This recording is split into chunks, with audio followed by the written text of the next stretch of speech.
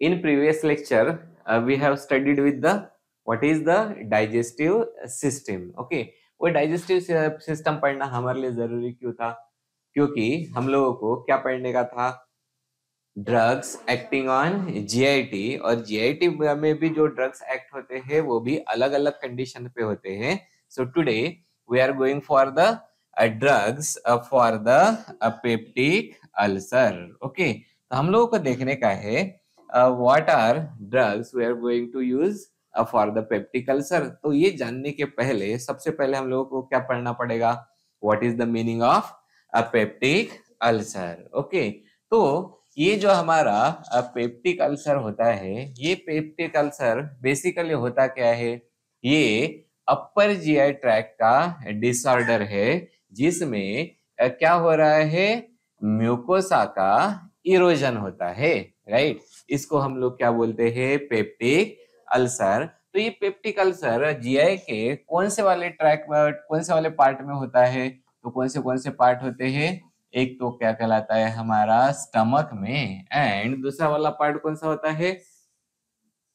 Stomach के बाद में कौन सा आता है? Small intestine. स्मॉल इंटेस्टाइन का कौन सा पार्ट होता है जो स्टमक के साथ में अटैच होता है? That is the duodenum.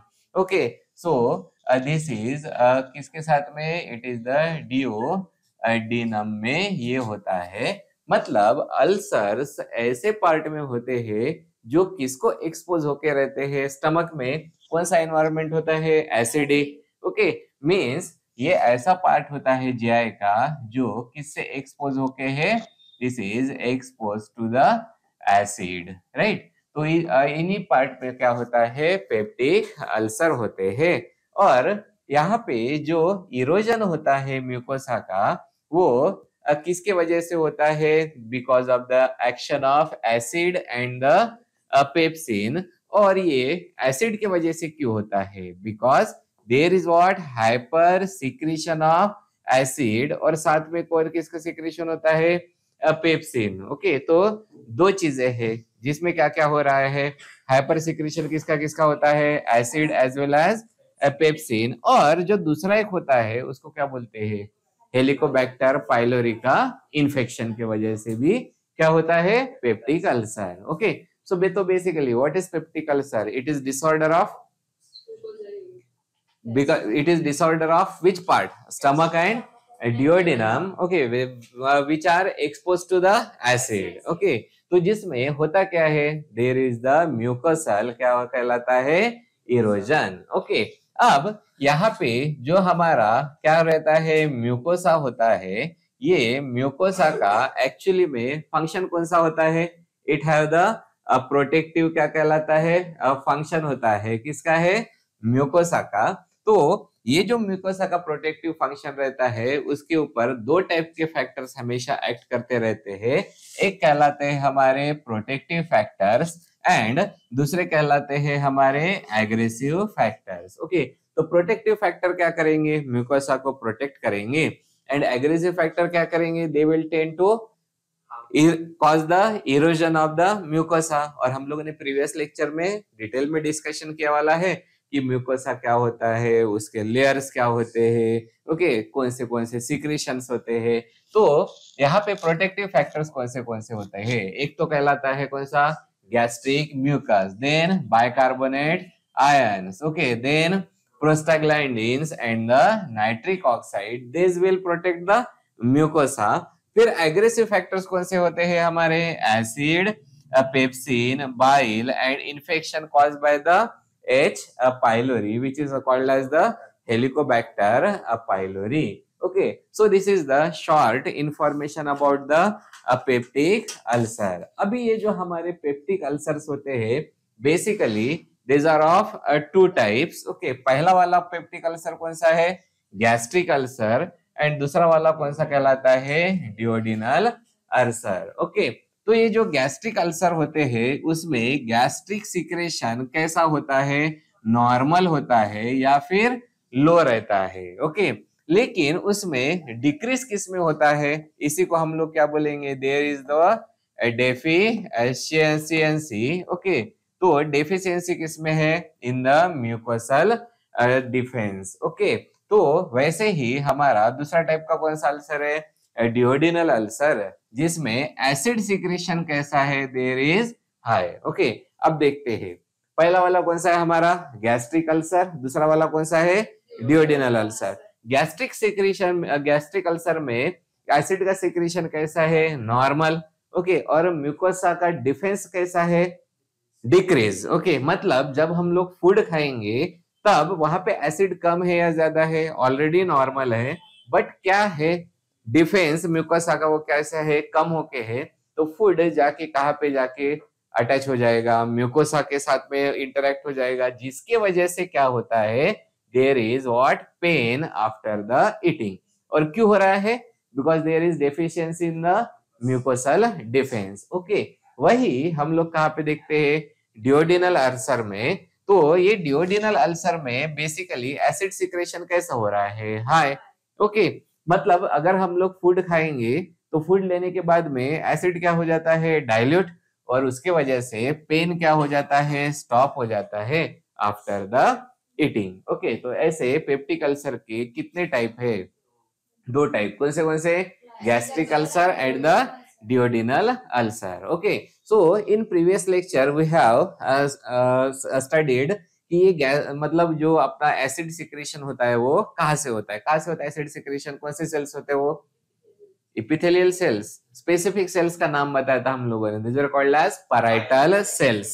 Okay, तो यहाँ पे अभी हम लोगों को देखने का है, फिर से एक बार देखना पड़ेगा ये जो गैस्ट्रिक एसिड का सिक्रेशन का रेगुलेशन कैसा होता है। ओके, तो सबसे पहले हम लोग देखते हैं ये जो गैस्ट्रिक एसिड का सिक्रेशन कौन से सेल्स से होता है, this cells are called as parietal cells. Okay, so we can say these are the parietal क्या है, cells. So parietal cells secrete the gastric acid, और ये सब parietal cells को sensitize कौन करता है, sensitize करना मतलब क्या होता है, एक्टिवेट करना।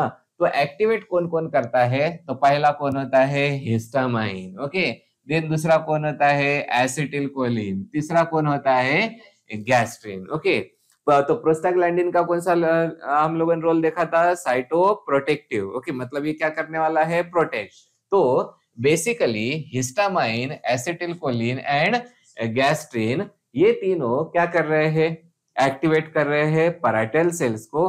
और पैराइटल सेल्स में क्या रहता है, ये जो कौन है, हाइड्रोजन पोटेशियम एटीपीएज, ये एंजाइम है, और इसी को हम लोग क्या बोलते हैं, we call it as a proton क्या है, पंप। ओके, तो इसी को हम लोग क्या बोलते हैं, प्रोटॉन पंप। मतलब ये जो तीनों है इन्होंने किसको एक्टिवेट कर दिया, पैराइटल सेल्स। पैराइटल सेल में कौन एक्टिवेट हो गया, प्रोटॉन पंप, और उसकी वजह से क्या सिक्रेशन होता है, H+ आयंस का, जिसकी वजह से क्या बन जाता है, HCl इज सिक्रेटेड। ओके, अब ये तीनों भी अलग अलग तरीके से एक्ट करते हैं। तो हमारा पहला कौन है, हिस्टामाइन। हिस्टामाइन कैसा एक्ट होता है, by which receptor, histaminic receptor. लेकिन हिस्टामिनिक रिसेप्टर कितने होते हैं, दो, कौन से, H1 एंड H2। तो हिस्टामाइन जो होता है, this act by the H2 receptor से एक्ट होता है।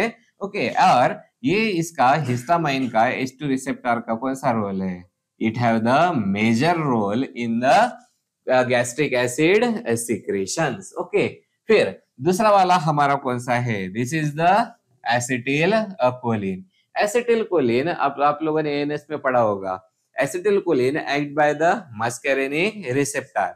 मस्कैरेनिक रिसेप्टर कितने होते हैं, 3, M1, M2 and M3, but in production of gastric acid there are 2 receptors are involve, जिसमें का पहला वाला रिसेप्टर कौन सा है, M1 receptor, which is present in the ganglion. Okay, तो ये गैंग्लियन में रहता है। और दूसरा वाला जो रिसेप्टर है वो कौन सा है, M3 receptor, this present in the which cells, parietal क्या है, सेल्स में ये प्रेजेंट होता है। ओके, और उसके बाद में कौन सा पार्ट है हमारा, थर्ड वाला पार्ट, इसको कौन क्या बोलते हैं हम लोग, गैस्ट्रिन। गैस्ट्रिन कौन सिक्रेट करता है, कौन से सेल्स, हाँ, उस सेल्स का प्रॉपर नाम है, these are called as gastrin, G cells. Okay, so this gastrin is produced by the G cells. Okay, तो इस तरीके से अब देखो कोई भी रिसेप्टर पे जाके हमारा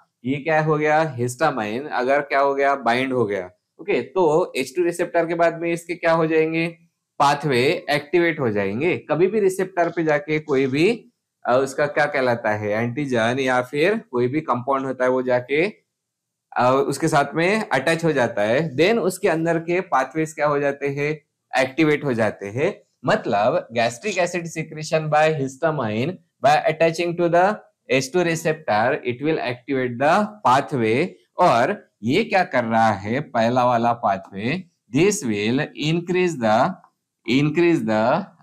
सिक्रेशन ऑफ द सी क्या है, AMP।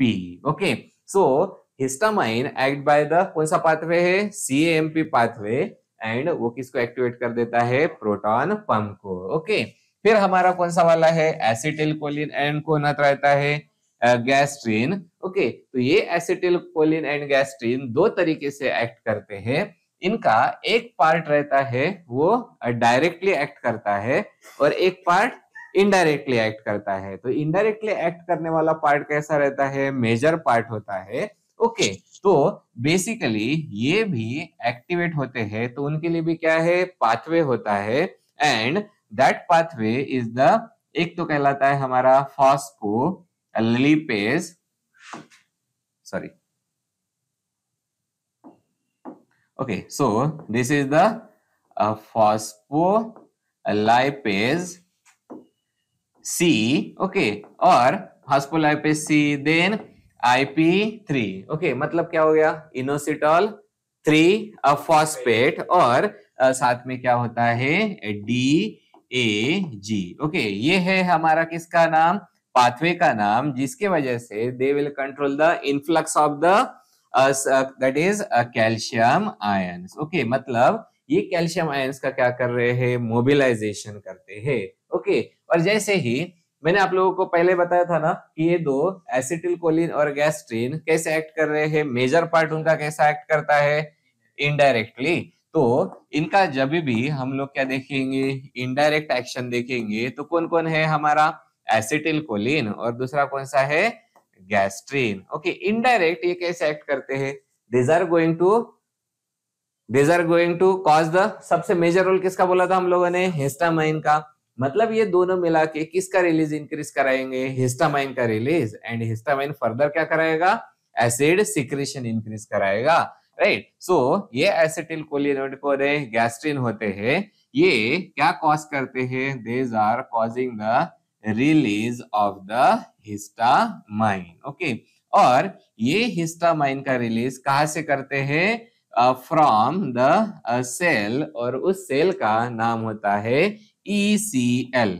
ओके, सो ECL क्या है, cell, and ECL stands for the enterochromaffin like cells. Okay, so उसको क्या बोलेंगे, this is the enterochromaffin like क्या है, सेल से ये किसका रिलीज करा रहे हैं, हिस्टामाइन का। ओके, और इन्हीं सेल को दूसरा नाम होता है, उसको क्या बोलते हैं, जिसके अंदर क्या है, histamine, that's why it can be called as histaminocytes. Okay, तो हिस्टामिनो क्या है, साइट्स। ओके, तो हम लोगों ने जब स्टार्ट में डाइजेस्टिव सिस्टम पढ़ा था, उसमें भी ये रेगुलेशन पढ़ा था, लेकिन वो कैसा देखा था, सुपरफिशियली। अब यहाँ पे एग्जैक्टली हम लोगों को पढ़ने का है, तो बताओ, सबसे पहले अपने क्या देखने का है, गैस्ट्रिक एसिड का सिक्रेशन। गैस्ट्रिक एसिड का सिक्रेशन का कौन करता है, प्रोटॉन पंप। प्रोटॉन पंप कहाँ पे प्रेजेंट होते हैं, पैराइटल सेल्स में, और इनको एक्टिवेट कौन करता है, histamine, acetyl choline and gastrin. Histamine किसके थ्रू एक्ट करता है, H2 receptor. Okay, acetyl choline by the major कौन सा होता है, M3 receptors, and then by the gastrin. ये गैस्ट्रिन के G सेल्स कहाँ पे प्रेजेंट होते हैं, कहाँ पे प्रेजेंट होते हैं, स्मॉल इंटेस्टाइन में या फिर स्टमक में? स्टमक के 3 पार्ट बताओ, कौन से? Funds, body, pylorus. पाइलोरस के भी कितने पार्ट है? 3। पहला कौन सा है? Pyloric antrum. ओके, तो वहां पे सबसे ज्यादा प्रेजेंट कौन से होते हैं? जी सेल्स। ओके, इतना समझ में आ गया सभी को? नाउ वी विल, ये वाले क्या कौन से फैक्टर्स है? Aggravating factors. ओके, फिर किसका सिंथेसिस होता है? प्रोस्टाग्लैंडिन्स का। तो ये बेसिकली प्रोस्टाग्लैंडिन्स क्या करते हैं? दे हैव द मतलब कौन सा वाला फंक्शन है? प्रोटेक्शन करने वाला। That's why they are called as the cyto, क्या कहलाता है? A protective function, right? हाँ, so it have the cytoprotective function. और ये जो होते हैं वो एक्ट करते हैं वाया द प्रोस्टाग्लैंडिन। कौन सा वाला है? E2। तो ये प्रोस्टाग्लैंडिन E2 क्या करता होगा? It is going to increase the secretion of mucus and decrease the secretion of acid. Okay, so ये क्या कर रहा है? increase कर रहा है acid का, sorry, mucus का secretion and it will decrease the secretion of the acid. Okay, इस तरीके से क्या होता है? there is regulation of the gastric acid secretion। और यही हम लोग एक डायग्राम देखते हैं अगर लिपिन कॉट में की, तो this is source from the lipin cot. तो यहाँ पे सीधा सीधा दिखता है। पहला कौन सा है हमारा? Acetyl Colin. ओके, तो फटाक से बताओ, एसिटिल कोलिन कौन से वाले रिसेप्टर पे है जाके एक्ट कर रहा है? M1 and M3। Okay, histamine कौन से रिसेप्टर पे है? H2 receptor. ओके, फिर हमारा कौन रहता है? प्रोस्टाग्लैंडिन। और कौन है? गैस्ट्रिन। मतलब इस तरीके से कोई किसको एक्टिवेट कर रहे हैं? वो प्रोटीन काइनेज। ओके, और वो किसको एक्टिवेट करता है? Proton pump. और प्रोटॉन पंप का तो हम लोगों ने ऑलरेडी डिस्कस कर चुके हैं, वो किस तरीके से एक्ट करता है। मतलब हम लोग किसको किसको ब्लॉक कर सकते हैं?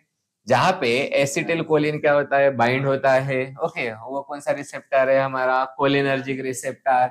या फिर H2 हिस्टामिनिक रिसेप्टर को भी ब्लॉक किया जा सकता है। ओके, या फिर प्रोस्टाग्लैंडिन रिसेप्टर को ब्लॉक करेंगे या एक्टिवेट करेंगे? क्या करना चाहोगे? प्रोस्टाग्लैंडिन क्या करता है? Cytoprotective. That means we can stimulate the prostaglandin. So इस तरह, और डायरेक्टली और किसको ब्लॉक किया जा सकता है? प्रोटॉन पंप को। जैसे फॉर एग्जांपल ये कौन सा है? This is the omeprazole. Okay, तो ये हमारे वेरियस अप्रोचेस रहेंगे फॉर द एक्शन। और कौन से एक्शन है? कौन से एक्शन है? अरे अपने को करने का क्या है? पेप्टिक अल्सर का ट्रीटमेंट करने का है। तो पेप्टिक अल्सर का ट्रीटमेंट कैसे करेंगे? सबसे पहले क्या करना पड़ेगा? हाँ बताओ, अगर किसी को पेप्टिक अल्सर होके है, ओके, तो उसका अभी सबसे पहले क्या करेंगे? पेप्टिक अल्सर मतलब एसिडिटी इंक्रीज होके है, एसिड सिक्रेशन बहुत ज्यादा है, म्यूकोसल मेम्ब्रेन का क्या हो चुका है? इरोजन हो चुका है। तो सबसे पहले मतलब एक ही कोई तो भी काम कर सकते हैं क्या? नहीं, हम लोग क्या देना पड़ेगा? कॉम्बिनेशन देना पड़ेगा। तो पहला अप्रोच क्या रहेगा? एसिड का सिक्रेशन क्या करना है? डिक्रीज करने का है। ओके, क्योंकि वहां पे क्या हो रहा है? हाइपर सिक्रेशन हो रहा है। दूसरा, जो एसिड ऑलरेडी बने वाला है उस एसिड को क्या करना पड़ेगा हम लोगों को? न्यूट्रलाइज। उसके लिए क्या देंगे? एंटासिड देंगे। और फिर जो डिफेंस मैकेनिज्म किसका रहता है? म्यूकोसा वाला। मतलब किसको इंक्रीज करेंगे?